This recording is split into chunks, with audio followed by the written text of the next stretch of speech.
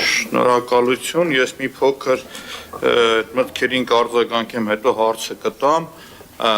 պարոն Ավինյան,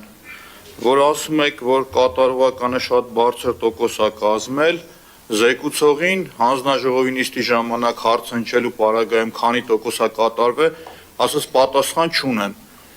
Այսինքն նորմալ քաղաքային տնտեսության կամ նորմալ կառավարման համակարգի մեջ զեկուցողը ձեզ պիտի ասեր քանի տոկոս է կատարվել։ Հիմա ինչը վերաբերվում է, որ ասում եք նախընտրական քարոզարշավին ինչ ասել ենք, կատարել ենք, հաղթանակի 40-ամյակի զբոսայգին։ Խորհուրդ կտամ վաղ այցելեք կամ մտեք իմ TikTok-ի էջը նայեք ձեր սարքած այգին։ Մի հոգի արևոտ օրը դուրս չի գալիս ման գալու։ Մասիվի վերածննդի այգին։ Կշարունակեմ այդ շարունակությունը, ասում եք ամեն ինչը կատարել եք շատ լավ, նախադպրոցական, այսինքն մանկապարտեզների կառուցում եւ վերանորոգում, թերակատարումը շուրջ 50%,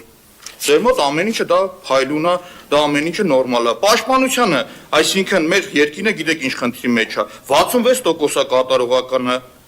առողջապահությունը 70%, 30% թերակատարել եք, կենտրոնի թաղապետը 700 միլիոն դրամ է թերակատարել։ Ուտես հաջորդի բյուջեի ծախսի ժամանակ կներկայացնեմ, բայց ուզում եմ նաև ձեզ հասկանալ, էլի որ ասում եք կատարողականը շատ բարձր տոկոս ա եղել, զեկուցողն ասում եք չգիտեմ քանի տոկոս ա եղել, այդ ձեզ ով ասել որ դուք էլ ասում եք լավ ա եղել։ Հիմա իմ հարցը զեկուցողին, կարող եք թվարկել 3 պրիորիտետ ուղղությունները քաղաքի զարգացման համար։ Ձեր այս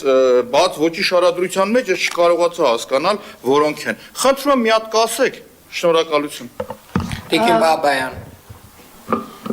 Եվ այդ խայտառակ